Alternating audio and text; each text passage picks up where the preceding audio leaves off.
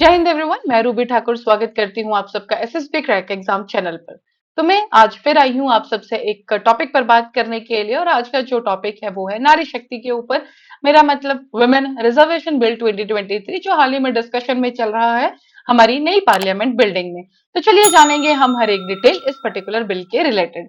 तो अभी जैसे कि हम सब जानते हैं 19 सितंबर को हमारी जो पार्लियामेंट है, जो उनके हाउसेज हैं, वो शिफ्ट हो चुके हैं अब नई पार्लियामेंट बिल्डिंग में। और वहीं पर जो सबसे पहला बिल जिसके ऊपर डिस्कशन स्टार्ट हुई वो है हमारा विमेन रिजर्वेशन बिल 2023। बेसिकली अगर हम इस बिल के बारे में बात करें कि ये बिल है किस बारे में, ये बिल है इस बारे में कि महिलाओं को 33% हम जो है रिजर्वेशन दे लोकसभा और स्टेट लेजिस्लेटिव असेंबली में। तो ये पूरा का पूरा बिल उसी बात पे चर्चा करेगा। और इवन ये पर्टिकुलर बिल हमारा जो एससी एसटी की रिजर्वेशन है उसके अंदर भी विमेन रिजर्वेशन के ऊपर बात करेगा। तो अगर ये अप्लाई हो जाता है तो ये जो पर्टिकुलर रिजर्वेशन है ये हमारी महिलाओं को दे दी जाएगी, जो कि है 33%। हम सब जानते हैं कि इस पर्टिकुलर टाइम पे जो महिलाएं हैं वो हर एक सेक्टर पर आगे बढ़ रही हैं। चाहे हम प्रोग्राम्स की बात करें तो उसमें भी जो महिलाएं हैं वो हेड की थी उस पर्टिकुलर मिशन को। तो पर्टिकुलरली पॉलिटिक्स में भी अब हम चाहते हैं कि महिलाओं का जो रोल है वो उसको बढ़ाया जाए। तो इसी तरफ बेसिकली ये कदम बढ़ाया गया, और ये जो बिल है इसको पर्टिकुलरली हम डिस्कस कर रहे हैं। तो अगर हम इस बिल की पर्टिकुलरली हिस्ट्री जाने तो ये बिल आज का नहीं है। इस बिल के बारे में जो पहली बार ये जो विमेन रिजर्वेशन के ऊपर बात की गई थी वो की गई थी 1987 में। राजीव गांधी गवर्नमेंट, जब उन्होंने 14 मेंबर, राजीव गांधी जी ने 14 मेंबर एक कमेटी कॉन्स्टिट्यूट की थी, और जिसका मेन जो रीजन था वो यही था कि कैसे हम वुमेन का जो स्टेटस है बेसिकली पॉलिटिक्स में हम उनको बढ़ाएं। हम सब जानते हैं, हिस्ट्री में हम सब पढ़ते हैं कि जो महिलाओं की कंडीशंस थी, जब हम हिस्ट्री के बारे में देखते हैं तो वो अच्छी नहीं थी। तो पहली बार जो राजीव गांधी ने 1987 में इस कमेटी का गठन किया था, उसके बाद 1992 में हम जानते हैं कि पंचायती राज इंस्टीट्यूशंस का सबसे बड़ा जो एक पर्टिकुलर स्टेप लिया गया था, उसी के अंदर महिलाओं को सबसे पहले 33.3% वुमेन को रिजर्वेशन दी गई थी, चाहे वो पंचायत में हो, चाहे वो म्यूनिसिपल म्यूनिसिपल काउंसिल्स में हो, कमिटीज में हो, मतलब अर्बन और रूरल दोनों में इनको जो है पर्टिकुलरली रिजर्वेशन दी गई थी। कब? 1992 में, जब हमारे दो अमेंडमेंट्स जो कि 73rd और 74th अमेंडमेंट पिक्चर में आई थी। उसके बाद जब हमारा एचडी देवेगौड़ा जी हमारे जो बेसिकली प्राइम मिनिस्टर बने थे, उनकी पर्टिकुलर गवर्नमेंट में भी 81st अमेंडमेंट बिल मतलब 11th लोकसभा 1996 में भी इस बिल को पास किया गया था। लेकिन हुआ क्या कि उसी पर्टिकुलर टाइम पे लोकसभा डिसोल्यूट होगी, और जैसे ही लोकसभा का डिसोल्यूशन हुआ ये पूरा का पूरा बिल भी हमारा लैप्स हो गया। और उसके बाद फिर से एक बार कांग्रेस लेड गवर्नमेंट, जब मनमोहन सिंह जी हमारे प्रधानमंत्री थे, तो 2010 में 2008 में जब उनके प्राइम मिनिस्टर थे, उस पर्टिकुलर टाइम पे इस बिल को वापस से लाया गया। लेकिन राज्यसभा ने तो उसको पास कर दिया, लेकिन लोकसभा तक ये कभी बिल पहुंचा ही नहीं। अब बेसिकली फिर से एक बार 19 सितंबर 2023 बनी है वो ऐतिहासिक डेट, जिसमें पर्टिकुलरली अब फिर से इस बिल को वापस हम पिक्चर में लेके आए हैं, और ये लेके आए हैं हमारी नरेंद्र मोदी जी की गवर्नमेंट। तो अब देखते हैं कि इस बिल के बारे में बेसिकली होगा क्या, वो तो हम सब जानते हैं। तो अब जानते हैं कि फीचर्स क्या है इस पर्टिकुलर बिल के। तो ये जो अब आप बिल बात कर रहे हैं ये है हमारा 108 अमेंडमेंट बिल।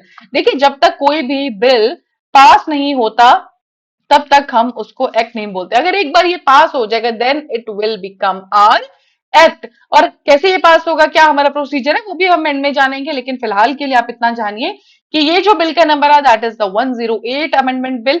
प्लस इसमें जो मांग की जा रही है वो ये हो रही है कि 1/3 of all seats for women in Lok Sabha और स्टेट लेजिस्लेटिव असेंबलीज, एक तिहाई सीट्स हम वुमेन के लिए रिजर्व करेंगे। Plus 1/3 of total number of seat reserve for SC ST. इसका बोलने का मतलब यह है कि अगर मान लीजिए एससी एसटी को हमने कुछ सीट्स दी है, एक्स सीट्स दी है, तो इसमें से भी 1/3 सीट्स जो होंगी वो एससी एसटी विमेन के लिए रिजर्व कर दी जाएंगी। अगर आप नीचे डायग्राम में देखिए या जो इमेज लगी है, तो टोटल सीट्स है लोकसभा में 543। जनरल में अगर हम 100 लेके चले तो 67% चली जाएंगी जनरल में, और 33% रिजर्व हो जाएंगी।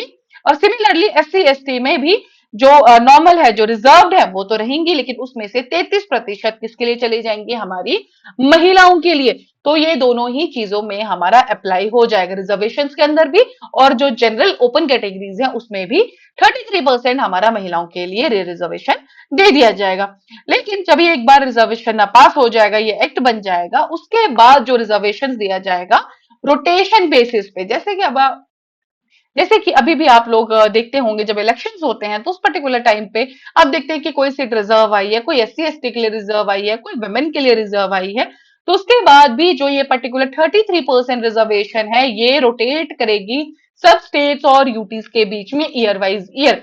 कभी एक स्टेट को रिजर्वेशन दे देगी और वैसे ही रोटेशन में, लेकिन जो कुल हमारा जो रिजर्वेशन रहेगा वो रहेगा 33%। बेसिकली इस पर्टिकुलर बिल को जो हमारा लास्ट अप्लाई किया जाएगा वो 2027 में तक अप्लाई होगा। उसका रीजन ये है कि जब हमारा अब डीलिमिटेशन होगा जो कि 2026 में होने वाला है, उसके बाद ही हम इस पर्टिकुलर बिल को अप्लाई करेंगे। अगर हम डीलिमिटेशन से समझे तो उसका मतलब ये है कि पूरा जो हमारी कॉन्स्टिट्यूएंसीज हैं, जो हम इलेक्शंस के टाइम पे कॉन्स्टिट्यूएंसीज में हर स्टेट को बांटते हैं, अब उनकी वापस से बाउंड्रीज को रीड्रॉ किया जाएगा। क्योंकि कभी किसी कॉन्स्टिट्यूंसी की पॉपुलेशन इंक्रीज हो जाती है, डिक्रीज हो जाती है, तो बेसिकली पूरी की पूरी यूनिफॉर्मिटी मेंटेन रखने के लिए हमें ये जो रीड्रॉइंग ऑफ द कॉन्स्टिट्यूएंसीज है ये करना पड़ता है। और अब जो होगा वो होगा हमारा 2026 में। तो उसके बाद ही बेसिकली इस पर्टिकुलर एक्ट को अप्लाई किया जाएगा। अब इस पर्टिकुलर बिल को जो अगर हमें एक्ट बनाना है तो हमें क्या चाहिए, मेजोरिटी चाहिए।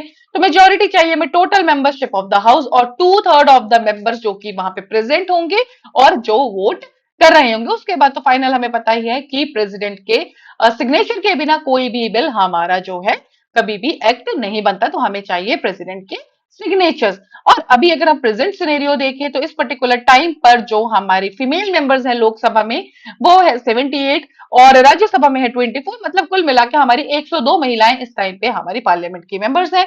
इसका मतलब 8% है सिर्फ जो हम वुमेन को सीट्स दे रहे हैं इस पर्टिकुलर टाइम पे। अगर इन केस ये बिल अप्लाई होता है, एक्ट बन जाता है, तो इनका नंबर है जो अपने आप इंक्रीज हो जाएगा। So that was all related to the women reservation bill.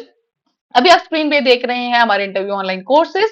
तो एसएसबी क्रैक एग्जाम तैयारी कराता है आपको इंटरव्यू कोर्सेज की बिल्कुल ऑनलाइन। हर महीने हमारे बैचेस बैठते हैं, आप जल्दी से जल्दी ज्वाइन कीजिए। प्लस एसएसबी क्रैक एग्जाम तैयारी कराता है सभी डिफेंस एग्जाम की, जैसे कि आप स्क्रीन पे देख भी रहे हैं, एनडीए सीडीएस। तो आप जल्दी से इनमें एनरोल कीजिए और जब आप एनरोल कर रहे हो तो उस पर्टिकुलर टाइम पे डिस्काउंट कोड जो कि है वॉरियर10 ये लगाना ना भूलें। जैसे ही आप इस पर्टिकुलर कोड को लगाएंगे तो आपको मिलेगा 10% का of. So that's all for this particular lecture. Thank you so much. जय हिंद, जय भारत। अगर आप एक डिफेंस एस्पिरेंट हैं और SSB interview, NDA, CDS, AFCAT जैसे एग्जाम्स के लिए प्रिपेयर कर रहे हैं तो आप एसएसबी क्रैक एग्जाम्स के कोर्स को चेक करना ना भूलें। आप हमारी लर्निंग एप्लीकेशन को गूगल प्ले स्टोर से भी डाउनलोड कर सकते हैं।